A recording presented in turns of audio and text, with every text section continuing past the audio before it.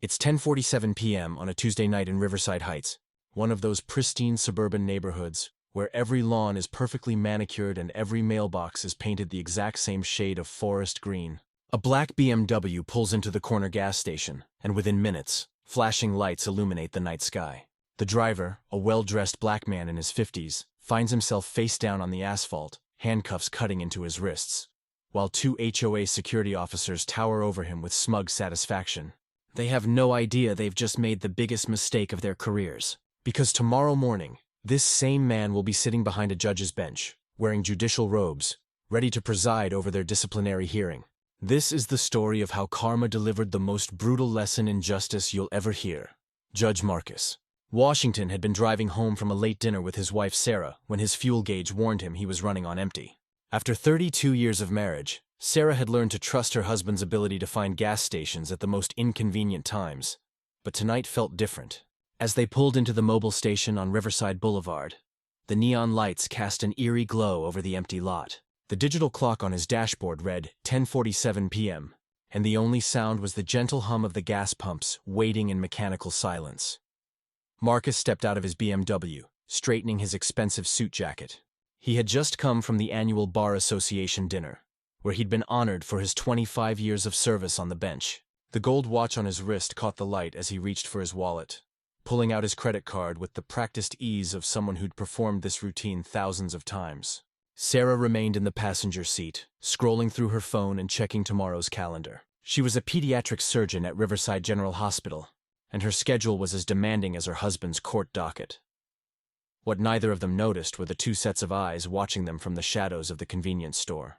Brad Kowalski and Tony Martinez had been patrolling the Riverside Heights community for 3 hours, their white SUV adorned with the official HOA security badges that gave them just enough authority to be dangerous. Brad, a 38-year-old former mall security guard, had been hired by the Riverside Heights HOA 6 months ago, after the community experienced a string of minor vandalism incidents.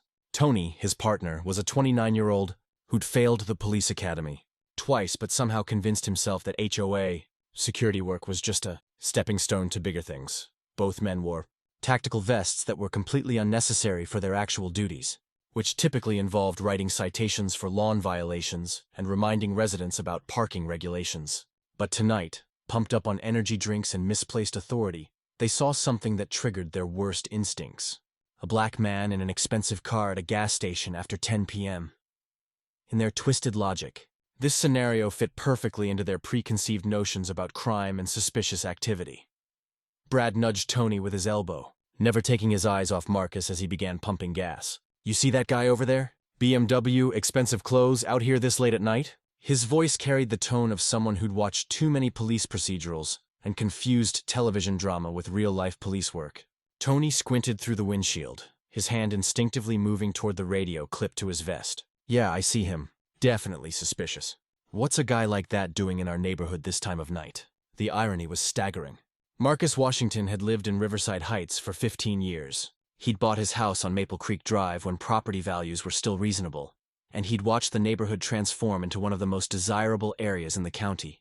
His property taxes alone probably paid both of their salaries, but in their minds, he was an outsider who didn't belong. As Marcus finished pumping gas and walked toward the convenience store to buy a bottle of water, Brad made the decision that would change all their lives. He picked up his radio and called dispatch, his voice adopting the serious tone he'd practiced in front of his bathroom mirror. "Unit 7 to dispatch. We have a possible suspicious person at the mobile station on Riverside Boulevard. Black male, approximately 50 years old, expensive vehicle, acting nervously. Requesting backup for investigation." The dispatcher, a tired woman named Janet who'd been working the overnight shift for 12 years, sighed audibly before responding. Janet had fielded hundreds of these calls from HOA security teams, and she knew the pattern. Young men with badges and insecurity issues, seeing threats where none existed. "Unit 7, what specific criminal activity are you observing?" she asked, hoping to talk them down from whatever escalation they were planning. Brad looked at Tony, realizing they hadn't actually witnessed any criminal behavior. Marcus had simply pulled into a gas station, purchased fuel, and walked into a store to buy something. These were the actions of a normal person conducting normal business, but Brad was too invested now to back down. "Dispatch, suspect is exhibiting behavior consistent with casing the location. We're going to approach for a welfare check and identification verification. Inside the convenience store, Marcus was having a friendly conversation with the night clerk, Ahmad Hassan, an immigrant from Syria who'd been working at the station for 3 years. Ahmad knew Marcus by sight and always enjoyed their brief interactions. Marcus was one of the few customers who treated him with genuine respect and often asked about his family back home. Tonight, they were discussing Ahmad's son who'd just been accepted to the local community college.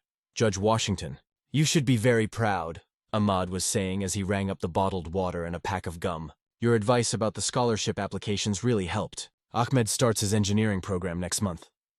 Marcus smiled warmly, pulling out a $20 bill. That's wonderful news, Ahmad. Education changes everything. Give my best to your family. Outside, Brad and Tony were approaching the store with the swagger of men who'd confused authority with wisdom. They'd left their vehicle running, lights flashing, creating a scene that was completely disproportionate to the situation. Sarah looked up from her phone, noticing the commotion for the first time. She rolled down her window, calling to her husband. Marcus, what's going on out there? Before he could answer, the convenience store door chimed as the 2 HOA officers entered.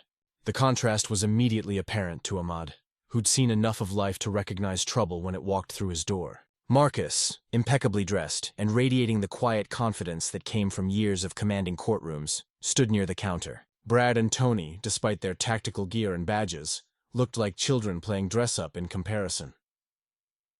Brad stepped forward, his hand resting on the radio clipped to his vest in a gesture meant to intimidate. Sir, we need to see some identification. We've received reports of suspicious activity in the area.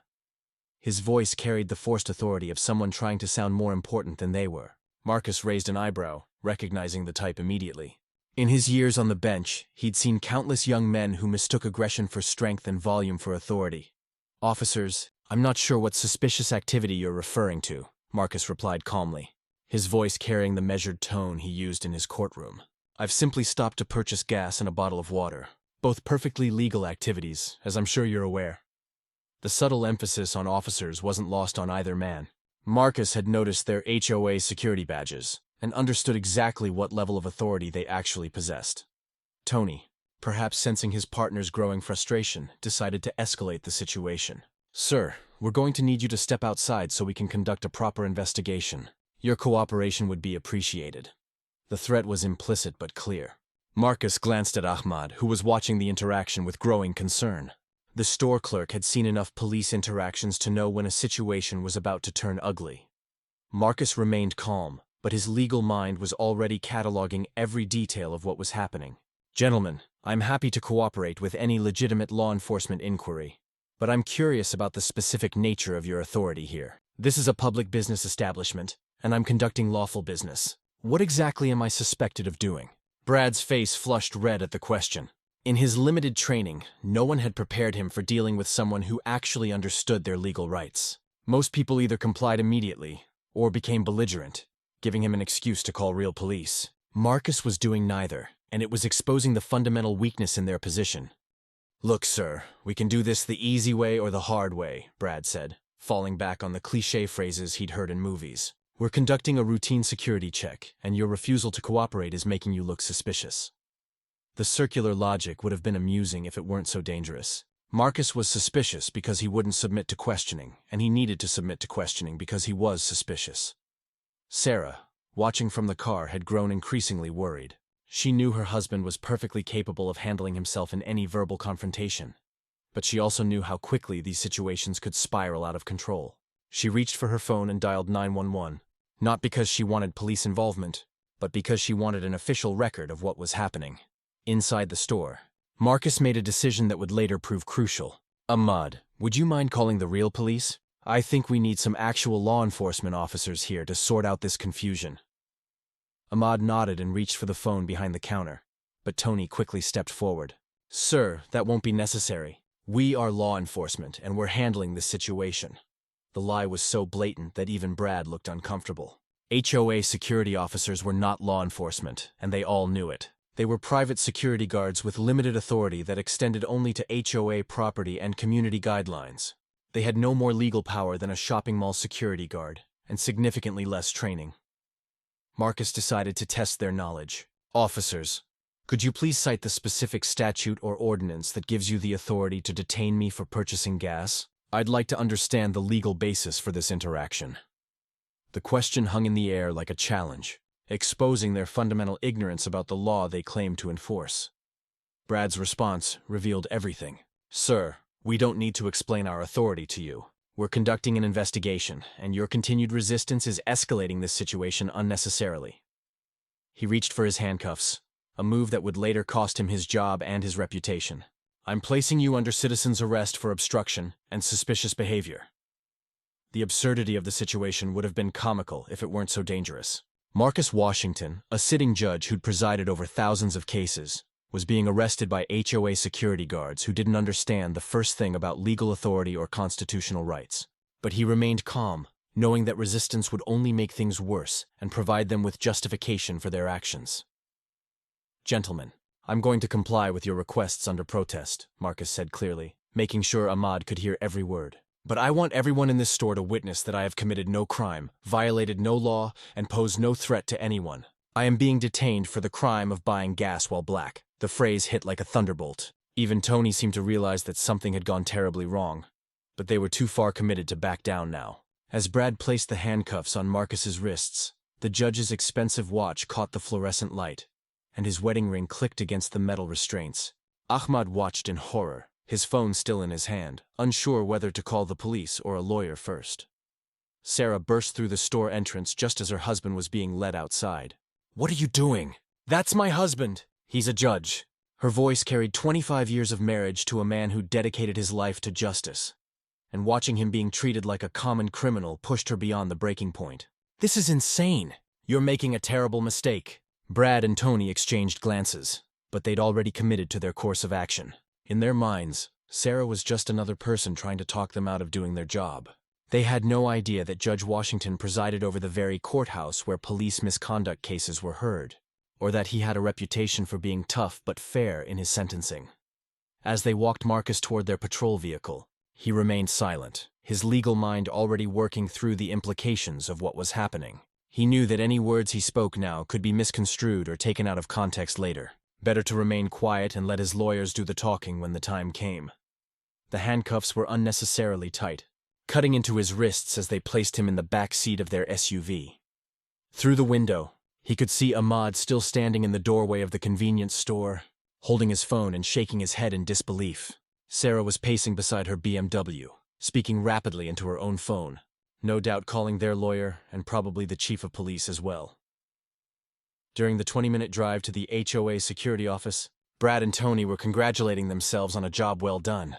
They'd identified a suspicious person, conducted a proper investigation, and made an arrest when the suspect became uncooperative. In their minds, they were heroes protecting their community from potential criminals. The reality was far different.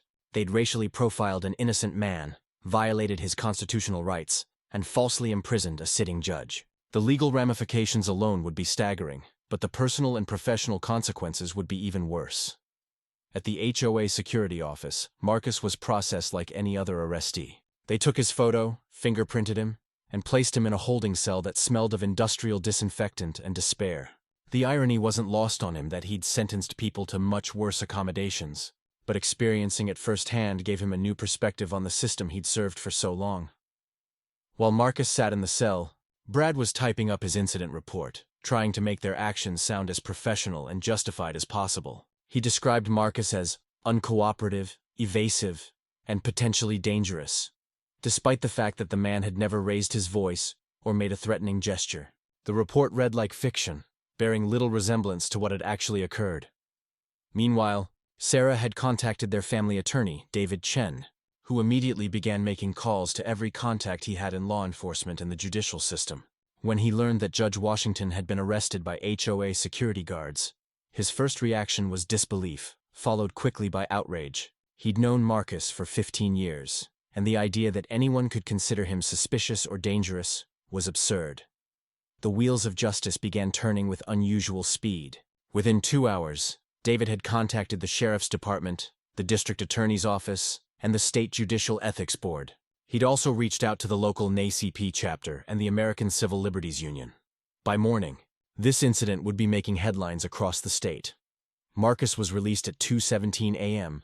after spending nearly 4 hours in detention for the crime of buying gas. As he walked out of the HOA security office, he was met by Sarah, David Chen, and a small crowd of reporters who'd already gotten wind of the story. The questions came fast and furious, but Marcus simply raised his hand for silence. "I want to thank everyone for their concern and support," he said, his voice carrying the dignity that had made him one of the most respected judges in the state. "What happened tonight was wrong on many levels, but I have faith that justice will prevail. I look forward to addressing this matter through the proper legal channels." He refused to answer any specific questions about the incident, knowing that anything he said would be scrutinized and potentially used against him later. Instead, he and Sarah drove home in silence, both processing the surreal experience they'd just endured. What neither of them mentioned, but both were thinking about, was the irony of the timing. The next morning, Judge Washington was scheduled to preside over a disciplinary hearing for 2 HOA security officers who'd been accused of overstepping their authority and violating residents' rights. The complaint had been filed 3 weeks earlier by an elderly white woman who claimed that the officers had entered her property without permission and harassed her about her garden decorations. As fate would have it, the officers scheduled to appear before Judge Washington were Brad Kowalski and Tony Martinez. Morning came too quickly for everyone involved. Marcus arrived at the courthouse at his usual time, 7:30 a.m., carrying his judicial robes and a cup of coffee that had already gone cold. He'd managed only 2 hours of sleep, but his mind was crystal clear. 25 years on the bench had taught him to compartmentalize his personal experiences and focus on the law. David Chen met him in his chambers, carrying a thick folder of documents he'd prepared overnight. "Marcus, we need to discuss recusal. You can't possibly preside over their hearing after what happened last night." His voice carried the concern of both a lawyer and a friend who'd watched his colleague endure an injustice. Judge Washington sat behind his desk, the same desk where he'd made thousands of decisions that had affected people's lives. He understood David's concern, but he also understood something else. "David, I've spent my entire career ensuring that justice is blind. If I recuse myself every time someone treats me unfairly, I wouldn't be able to do my job at all. These men will receive exactly the same fair hearing I would give to anyone else." The hearing was scheduled for 10 a.m. in Courtroom C, a smaller venue typically used for civil matters and administrative proceedings. By 9:45, the courtroom was packed with reporters, community members, and legal observers. Word had spread quickly about the previous night's incident, and everyone wanted to see how this unprecedented situation would unfold. Brad Kowalski and Tony Martinez arrived at 9:50 a.m. with their attorney, a nervous-looking woman named Patricia Holmes, who specialized in employment law. They'd been briefed about the arrest they'd made the night before, but neither had bothered to learn the name of the man they'd detained. In their minds, he was just another criminal they'd successfully apprehended. When they walked into the courtroom and saw Judge Washington sitting behind the bench in his judicial robes, the color drained from both their faces. Tony actually stumbled, grabbing onto his attorney's arm for support. Brad's mouth fell open in an expression of pure shock that would later be captured by courtroom photographers and shared across social media. Judge Washington looked down at them with the same expression he wore for every hearing, serious, attentive, and completely professional. "Good morning, gentlemen. Please state your names for the record." His voice carried no hint of emotion or recognition, as if they were meeting for the first time. Patricia Holmes stepped forward, her voice shaking slightly. "Your Honor, I represent Mr. Kowalski and Mr. Martinez in this disciplinary matter. Before we proceed, I'd like to request a brief recess to consult with my clients about a potential conflict of interest." Judge Washington nodded calmly. "Request granted. We'll reconvene in 15 minutes. As the courtroom erupted in whispered conversations, he retired to his chambers, leaving Brad and Tony to contemplate the magnitude of their mistake.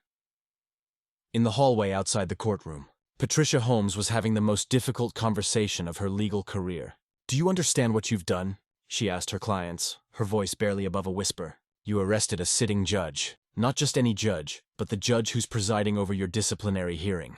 This is a disaster." Brad tried to maintain his composure, but his hands were shaking. "We didn't know he was a judge. He never identified himself. We were just doing our job." The excuse sounded hollow even to him. Tony said nothing, staring at the floor and probably wondering if it was too late to find a new career. Patricia shook her head.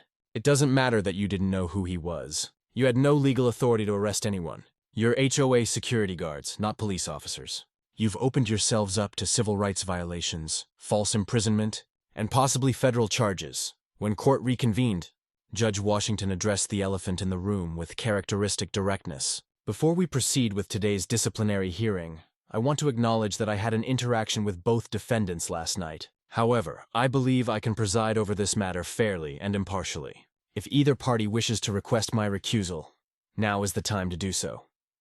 Patricia Holmes stood slowly, knowing she had no choice. Your Honor, while we have the utmost respect for the court's ability to remain impartial, we feel that justice would be better served if a different judge presided over this matter. It was a diplomatic way of saying that her clients had no chance of a fair hearing after arresting the judge. Judge Washington nodded. Your request is noted and denied. This hearing concerns actions that took place 3 weeks ago, completely separate from last night's incident. I am fully capable of evaluating the evidence and testimony related to those earlier actions without bias. We will proceed. The next 2 hours were perhaps the most uncomfortable in the courtroom's history. The original complaint against Brad and Tony involved their unauthorized entry onto the property of Mrs. Eleanor Whitfield, a 73-year-old widow who'd lived in Riverside Heights for 40 years. According to her testimony, the 2 officers had entered her backyard without permission, claiming they were investigating complaints about her garden gnomes violating HOA guidelines. Mrs. Whitfield, a retired librarian with steel-gray hair and fierce blue eyes, testified with the precision of someone who'd spent decades organizing information. Your Honor, these young men barged onto my property like they owned the place. They had no warrant, no permission, and no right to be there. When I asked them to leave, they became rude and threatening. Her testimony painted a picture of 2 security guards who'd let their limited authority go to their heads. Exactly the same pattern of behavior they'd displayed the night before with Judge Washington. The parallels were obvious to everyone in the courtroom, but Judge Washington maintained his professional demeanor throughout. Brad and Tony's defense was weak at best. They claimed they'd been responding to multiple complaints about Mrs. Whitfield's garden decorations, but when pressed for specifics, they couldn't produce any documentation or witness statements. Their testimony revealed a pattern of making assumptions, overstepping boundaries, and justifying their actions after the fact. Judge Washington listened to every word of testimony with the same attention he gave to every case. When it came time for his ruling, he stood and addressed the courtroom with the gravity that had made him one of the most respected jurists in the state. In my 25 years on this bench, I have seen many cases involving the abuse of authority. What makes these cases particularly troubling is when individuals entrusted with even limited power use that power to intimidate, harass, or violate the rights of the citizens they're supposed to serve. He paused, looking directly at Brad and Tony, who seemed to shrink under his gaze. The evidence presented today shows a clear pattern of behavior that is inconsistent with professional security standards and basic respect for constitutional rights. Mr. Kowalski and Mr. Martinez, you exceeded your authority, violated Mrs. Whitfield's property rights, and failed to follow proper procedures. The judge's voice grew stronger as he continued. Perhaps more importantly, your actions demonstrate a fundamental misunderstanding of what authority means in a democratic society. Authority is not a license to intimidate or harass. It is a responsibility to serve and protect, and it must always be exercised within the bounds of law and basic human decency. Patricia Holmes knew what was coming next, but she held her breath anyway. Judge Washington's reputation for tough but fair sentencing was well known, and she feared the worst for her clients. Therefore, this court finds Mr. Kowalski and Mr. Martinez guilty of exceeding their authority and violating established protocols. They are hereby terminated from their positions with the Riverside Heights HOA security force, effective immediately. Additionally, they are banned from seeking employment in any security capacity within this jurisdiction for a period of 2 years. The gavel came down with finality, and the courtroom erupted in murmurs and whispers. Brad slumped in his chair, the reality of losing his job hitting him like a physical blow. Tony stared ahead in shock, probably wondering how his life had changed so dramatically in less than 24 hours. But Judge Washington wasn't finished. Furthermore, I am referring this matter to the District Attorney's Office for review of potential criminal charges related to last night's incident. While that matter is outside the scope of today's hearing, the pattern of behavior demonstrated by these defendants suggests a disregard for legal boundaries that may warrant criminal prosecution. As the courtroom began to empty, Judge Washington remained at his bench, writing notes in his case file. The irony of the situation wasn't lost on anyone present. 2 men who'd thought they were above the law had discovered that justice has a way of finding those who abuse their authority.